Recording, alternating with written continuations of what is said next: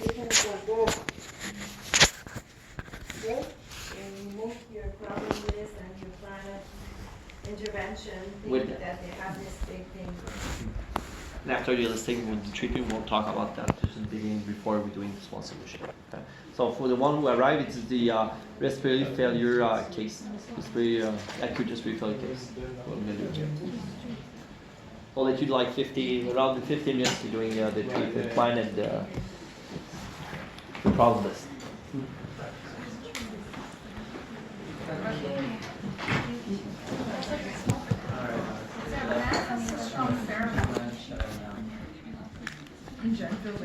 I think we discussed in the team to have more advanced on treatment to talk about a bit more the BIPAP. So we'll talk first. One's going to be able before doing some things on Natalie with the BIPAP. So what's BIPAP first? Let's try it. Okay. That's good. It's a BIPAP, and it's that's good. Yes, a good answer. Will be easy for the question for the exam. What's BIPAP? But the BIPAP, so it's in the family of the non-invasive mechanical ventilation. So it's a mechanical ventilation, but non-invasive. Like you told, it's a big mask with some straps. It's very tight on the forehead. It's tight around a bit more the nose and then the mouth too. So we don't want to have air leak on the BIPAP too. So it's very tight. So what do you think you'll be able to do with that, with the treatment? What's going to be your barriers a bit more when you're going to try to do something with the patients, on breathing, exercise, something else? Will you have to modify something? With the barriers that you try some things that you won't be able to do with the BIPAP? Why? Well, you said the air was being pushed into your lungs, so to try and slow down that respiratory rate, you're not really in control of that anymore. Yeah, that gives mechanical ventilation. So it's really very difficult to do the process breathing at the same time. So even the patients for this breath, first. It's good you have patients with the breath, you just think about persistent breathing, that's fine. That's a very good, just automatic way to think, but maybe with the BIPAP, something you may have to change on that for you with the BIPAP at the same time. Other things, maybe you have some barriers, it may be difficult with the BIPAP. Secretion clearance, what do you think about that? Coffee and all that stuff may be difficult. Yeah, will be more difficult, you have to use that. This is a good point. Do we take it up for the secretions? The good point, normally with the BIPAP, the pressure, it's not so comfortable for the patient, so it's going to feel that the mask is not comfortable. But if you try to do it, to move the secretions out, you try to move it up, it's pushing some air inside. What's going to do to the secretions? It's going to push them just more farther away. So with a BIPAP, in the resume, if we have patients of lot of secretions, maybe try not to do the secretion clearance techniques on the BIPAP. You try with the BIPAP and try to coordinate if during the period of time, and sometimes the patient is not tolerating a lot with BIPAP, maybe try to have the sessions for the breathing, secretion clearance techniques, all that, when you don't have the BIPAP during the day. Sometimes the patient is going to have like 4 hours of BIPAP, 1 hour of like maybe vent mask, the 5-200% with the bag and the reservoir. So you can just alternate on the 2-1, or maybe do active flow machine, something like that. So you can do this going up. So try to see the patients when it's not on the BIPAP. Sometimes the patient is going to have the BIPAP just during the night, so you're okay during the day. So, but if the patients need the BIPAP for 24 hours a day, maybe it's not so stable doing some exercise and try to sing without the BIPAP.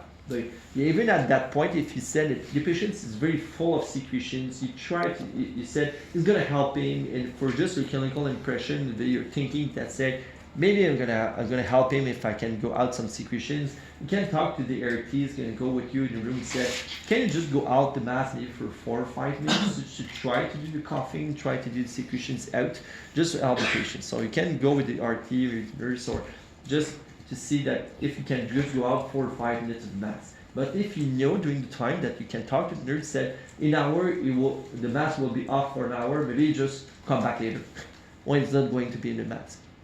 But you can do other things for the BIPAP, and we'll try to do it for a few minutes. Maybe someone can try to do what we can do for maybe the patients with the BIPAP. But just we're thinking about yes, the percepts breathing and all, maybe the CCasee learning technique will be a bit more difficult.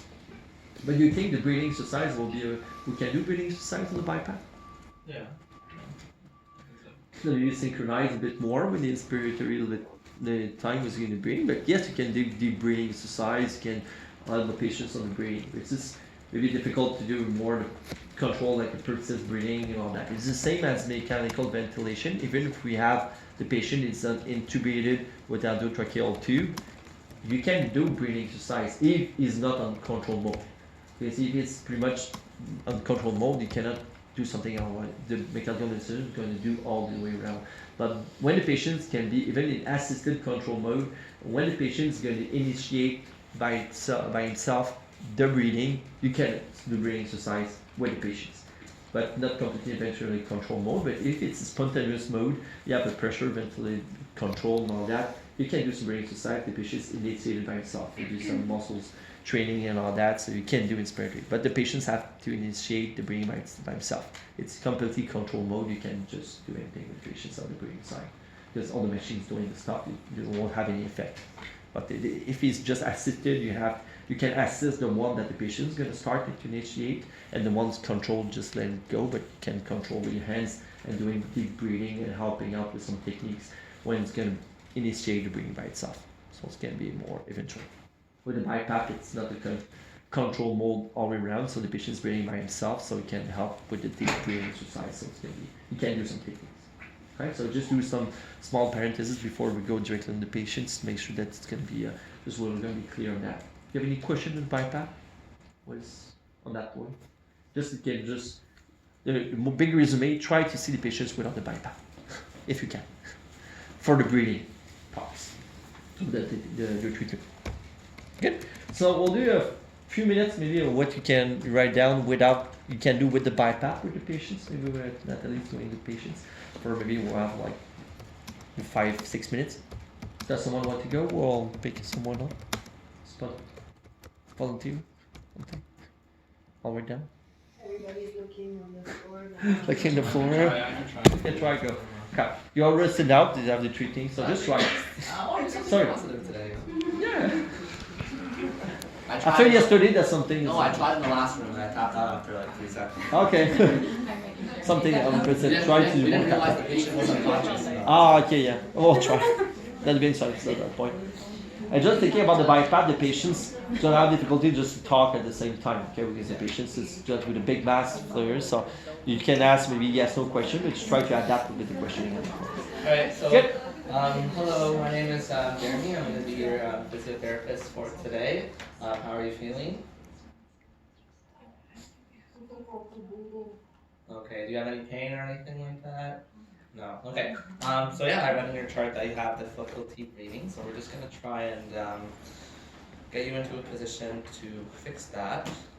So I'm just gonna try and lower the bed. Figure that out first.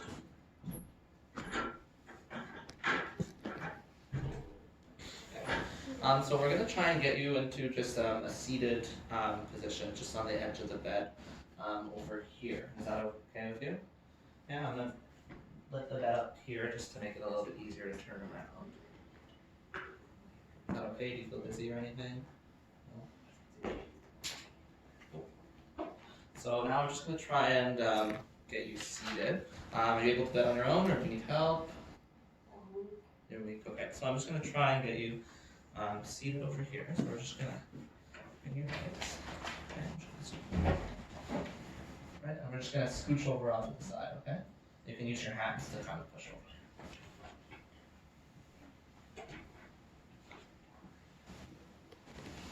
Is that okay? Do you feel comfortable here? Alright, so we're just going to try and sit up nice and straight. And what I want you to do is I want you to put your elbows on your thigh here and just try and lean forward a bit. Hopefully that can help calm your breathing and you're still on the BIPAP and everything.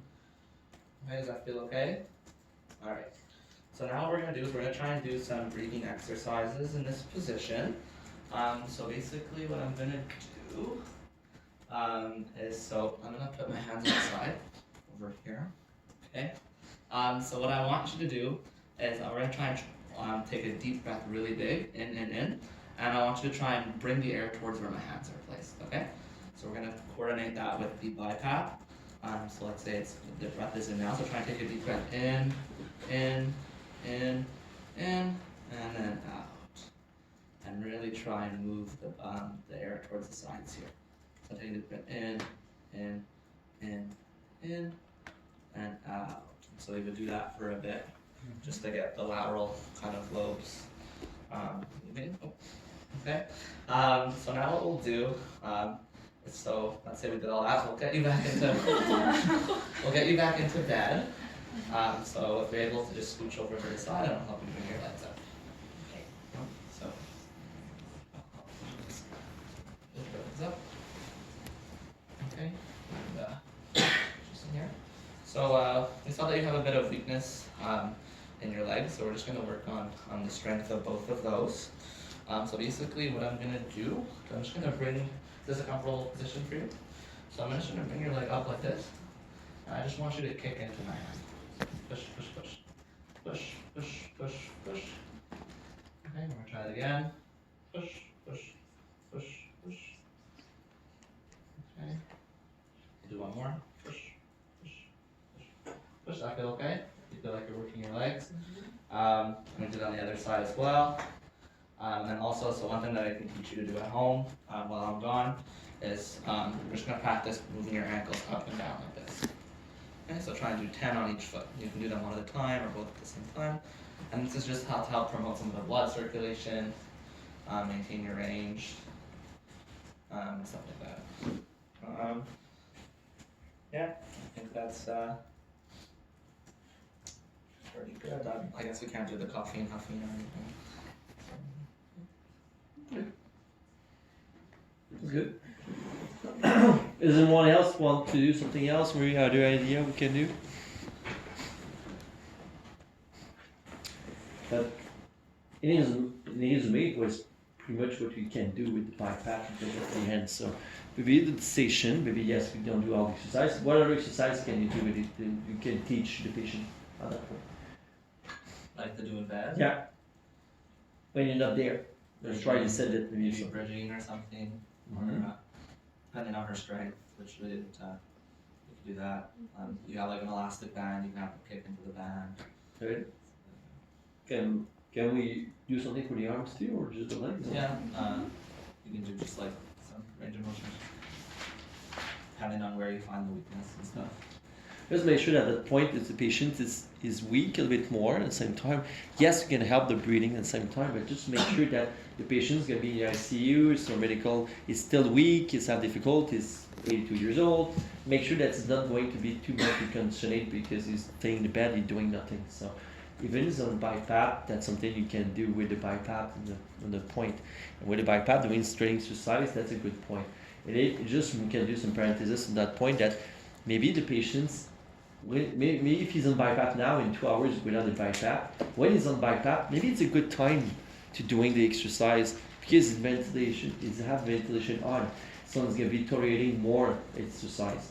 And it's a good point, like I told you group 2 at the same point, that you can do two things at the same time. It's a good point to remember that if the patient is maybe during the time he's waiting for mechanical ventilation, even when they are tracheal tube with trachea, don't try to do two things at the same time. Because if his heart is working on his breathing and you add some exercise on that, it's going to be hard. So maybe if it's a period during the day that he's working on his breathing, maybe you can go and doing breathing exercise at that point. You're going to help the breathing. But maybe doing the exercise and reinforcement of the muscles when it's going to be in mechanical ventilation. It's not just good for the BIPAP, it's even good with the patients on the trachea that was with the tracheal collar, stuff, something like that. So when it's breathing by itself, it's hard to wean for the mechanical ventilation. Just let the patient doing the breathing and you can help that, but don't add the exercise, muscle exercise, and that's going to be harder for the patients. So maybe you can try to pass maybe 2 times during the day, 2 short sessions. Maybe 1 session of maybe muscles training on the mechanical ventilation or BIPAP, something like that, and the other session with the breathing when it's not on the BIPAP or the tracheal mechanical ventilation. So just good thing to remember that point that maybe don't do the 2 things at the same time because the patient is working on his breathing. It's going to be harder to do the muscles. So that's for him, for a good resume, was pretty good. So he's tried to do some exercise, more positioning exercise. This was something you can do, some breathing exercise with a BIPAP. Try to stand on patients, maybe sitting in different position. You can even try to BIPAP, try to sit under the chair. Even with the patients more maybe strong, you can try to do walk on the spot side of the bed too, going some exercise sitting maybe more in the chair. You can try that, change the position. So it's always, and I told the older group too that you have portable ventilation, you can have one. So even if you want to walk with the patients with the BiPAP, that's not a problem. So you can have portable mechanical ventilation. You can go forward and go the other way even with that. Same thing with the patient who do tracheal tube. You can go out, you can walk with the patient. So that's, it's not the barrier is a bit more because the mechanical ventilation can have some, you have some batteries, but you need an RT to doing that. But with an allotherapist or an RT going with you, but that's something you can do with the. I have a question for you. So you decided to work on like lateral chest expansion with me sitting at the edge of the bed. Why did you choose that position? Well, it said that you have like dyspnea on exertion, so I tried to get you kind of in that like forward lean position, so that when we did our exercises, you weren't struggling with that. But also you're on the BiPAP, so I don't know if that would have been a problem. That was kind of my thought. Yeah, so For the position, forward, no, the forward lean position, No. it's more like we show you this position more when you're dealing with patients who have like chronic dyspnea. It's positions that are showing, you know, to deal with the dyspnea. This guy has an acute exacerbation of COPD, probably, is that it? Yeah. So it's not something that I would have chosen to do probably with this patient because they have a history of being weak and in acute respiratory distress. But it's not a bad thought in terms of, you know, a position, but maybe not in this circumstance. I would have done the lateral chest expansion in a semi-inclined sitting position in this way. Not as more supine, it's good that you've been going way up for the chest expansion mobility a little bit more, so it's going to help you out. That's a good point. I was just adding on that, and you just add for maybe the hands were not in the natural way, just to make sure when it's going to breathe, maybe your hands will be more lower, a bit too low. But it's just if you're not comfortable for this position, which can be deciding. If you're just going back in position, maybe she was sitting inside of the bed. If you try to do other things, she was flying. She was lying forward, okay? So you weren't forward like that, you tried to go inside, you said, the arms are there. Yeah. Why just going back? Just, yes, if you You didn't know how to position. just you didn't know, this I is didn't know like, where to their go. feet were like there, so, yes, it's I was very gonna to go, see like, the patients. inside, Yeah, but you can just go inside here, she have the hands on forward, so you're Yeah. more lateral, you can control in back, and it's just better, yeah. You're not forward, and make sure that if the patient is weak, maybe at that point, that's what like she said, maybe it wasn't the case at that point, I'm gonna use this position, so I'm gonna do more sit in bed like she said. But if the patient is more strong, instead he can be sitting inside, maybe you can choose this position. But if he's lower and you don't know the jet, you can go back. Make sure if you're not sure for balance of the patient, we have someone stay in front just in case that's gonna follow. Yeah. If you're not in front, that's better for security purposes, but maybe for your hands, you were just no way to go. So at that point, if you're maybe more placed, maybe on the back, that way will be Because again, this concept is the same, that you're working on like trunk control and breathing and the exercise at the same time. So if you want to focus more on breathing, stabilize the trunk, do it in that position, it's reassuring the patient, they're not going to feel like they're going to fall. Depending on the patient, but even if I'm on the back, I can control the trunk at the same time and have the hands on the back. So even you're in the back, you can control. The only point that you're in the back, of the patient, you don't see the face. So if he's not going so bad or breathing harder, maybe he's gonna see the face if you have some change. But otherwise, you can control the balance and all that. So it's the only point that you cannot do the face. Because you've already just one day in, so that was just showing that. Okay. So was 10:26, we'll have a few minutes left.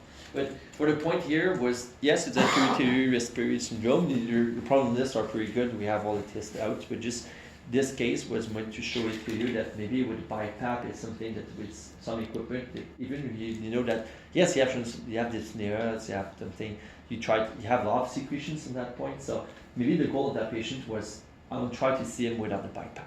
That's more the resume, to try to have more breathing exercise, try to go out the secretions, because in your case was right down there, lost sputums was thick, hardly going out. So one of the main thing that, yes, if he's stuck in secretions inside, it's not going to have a good ventilation. It's going to pour gas exchange with all the secretions inside. But if you want to have to move the secretions, if you're doing during the BIPAP, you're just going to be able to unstick them. After the pressure is going to push it down, it's going to plug up still at the end. So you even if you try to move it up, the patient is not to have, and the patient is weak, does not have strong cough, so will you be able to go against the pressure to move the circulations? Probably no. So the circulation is going to unstick them, it's going to just take right away after, because the pressure is going to push down the circulations. So just if you have the patients BiPAP on that, try to see with the nurse if you can go see him without the BiPAP with the period during the day. Otherwise, if he needs the BiPAP 24 hours, maybe you can try with the RT, try if you can just pass a few minutes without it, just during the time you're doing the treatment and the coughing on that. So, but you can try to do maybe the clapping with the BiPAP to unstick the secretions, but we're gonna have to do the vibrations and put it out with the coughing or the huffing and all that. We try without the BiPAP at that point. So, but you can do the unsticking with the BiPAP on if you go at that point, so you can do the clapping and the percussion and all that without it, but when you're gonna have to do the vibrations and the huffing and coughing out, you have to be able without the BiPAP, otherwise it's gonna just move that back. So to be more on that point. Well, other things it was really great, is like you did reading called pumps, prevent DVT, was try to stand, you can try to go range and just think about the patients is have some muscle weakness, lower extremities. So maybe before you sit down, try to stand up, just try the muscle testing, just make sure it's going to be stable before we're going up, and just to check suspension, mobility. Well, you write down the whole point. What's chest suspension exercise? Because you try this chest suspension. What's chest suspension exercise? Yeah, because you said Jimmy, you write down decrease of chest mobility. What can you do about it? Because it's right down in your problems, but it was not sure in treating. I did. Lateral chest expansion. Doing with You put your hand on the both side. okay. And then you ask the patient to That's what I was trying to expire do. first. Yes, with the deep breathing sound, maybe yes, the chest mobility you're doing with the deep breathing. So just that with because the group before was just I don't know what to do with chest expansion. So that's just about thing that yes, deep breathing is gonna help the chest expansion a bit more. You can help with maybe some compliance, a bit more pressure you can do to be more localized, that can do it more. But yeah, just chest mobility, just take deep breathing a bit more to help patients out. This can help at the same time. Another good exercise that you can do Did you see is ribs bouncing? combine Richard? huh? Did you see the ribs bouncing, something like that with the chest? Last session, ribs bouncing and all the techniques with the Springing. springing, yeah, it's been bouncing and springing. Did you guys learn springing? What is it? Yeah. When you take a deep breath and you ask them to breathe out, at the end you go like that. You didn't learn it, right? Yeah, what's my We were question? supposed to, but they took it out last semester. I think The I technique with recall. athletic passes is just weird up because it's a technique that's very efficient with athletic tests. So that's the way I think we're learning it next week in the neuro cardio. Yeah, maybe that way, yeah. Because you can learn some techniques that can help with the chest, that you can just maybe some bouncing in the chest and springing and something like that to help out with the chest mobility to going up a it's bit like more giving a positive pressure and then there. with your hands. So that's something that really helps. But at that point, I was not sure if you learned that at that point. So you can learn eventually during the session maybe some more hand exercise. A good exercise for chest expansion too is doing upper extremity exercise, right? Mhm. So as you are doing elevation and then. Yeah. And I think it's something that we, like the physios that are working in ICU, keep forgetting to work on upper extremity strength more than lower extremity strength because we're focused on getting them up, getting them walking, blah, blah, blah. I have a friend of mine who works at the chest part of the VIC, the thoracic Well, it's hospital. cute, yeah. And she gets all our like everybody who's been in ICU for a long time and the team is having trouble weaning the patient for whatever reason, they get transferred anyway from the medial system to the chest, but I think from Montreal too, no? Yeah, something- They, sometimes, yeah. they go to But it's more the chest, chest because they're Mm. specialized in weaning. Mm. And she always tells me, oh, you guys are always forget to work on upper extremity, and then patients are more stable and end up, being very stiff in the upper extremity, so. The proximity is on the chest too. To work on mobility, because it goes hand in hand, shoulder mobility and chest mobility always goes, so. If you have it's the And same plus thing. there's a barrier, the patients are ventilated, so they have tubes, the arm doesn't move as much, so we have a Well, sure. tendency to neglect the shoulder. Well, you can't move the ventilation. You can move inside too, so you can just switch out maybe something tubes. You can move out with the tubes and pass maybe over the tube, and after that doing the ankles. You just have to move, but you can use the shoulders. You just have to pass with the tubes and place it out. So sometimes the physio said, "Have the tube there, or I'll wait there," but maybe you can just move a bit of tube, pass over, and doing all the range of motion. But it's always around. And just remember, if you have the chest mobility, you want to raise up and going up bigger volumes. If you just rise up the hands like that, if you're on the sideline, just sideline normal like that and sideline like that, you're gonna have bigger volume just to rise it up like that. So just a starting position to work out in the volume, just the ends up on the shoulders, gonna open up the ribs cage at the same time. It's gonna help the volume. So it's just something. It's a good point that we do saw. There's a lot. Sometimes we have to come to the kitchen with the incision and all that. It's just, I won't work too much on that, the thoracic but the region. But yeah, the upper extremity have the range of motion. It's gonna be, even if you don't have the big strength, big weights and all that, just to have the range of motion there is gonna be very important on the chest because it's attached there, so it's gonna be helpful. Is there's any other question for the case? Because we have to rotate. It's 10:34. I think the other room I'm not finished. Yeah, two. But have any question on that case? Good. Okay, so just managing the BIPAP. Because you know what to do. It's just the timing. I think we know that we see with all the problem list that you have all the down treatment. You know what to do. It's all big round. It's just that to choose what to do when. It's more the point because you know what to do. Just the timing and depending on the equipment and all that, just have to choose in the same time. In order to choose what you have to do, you think, what is your goal, in what circumstance, what kind of patient, and then it's gonna narrow down to what you can do. There's some barriers if you have with it, like some equipment that can change a bit more too. Good. I think we can back it up with this. All the rooms are great. We're still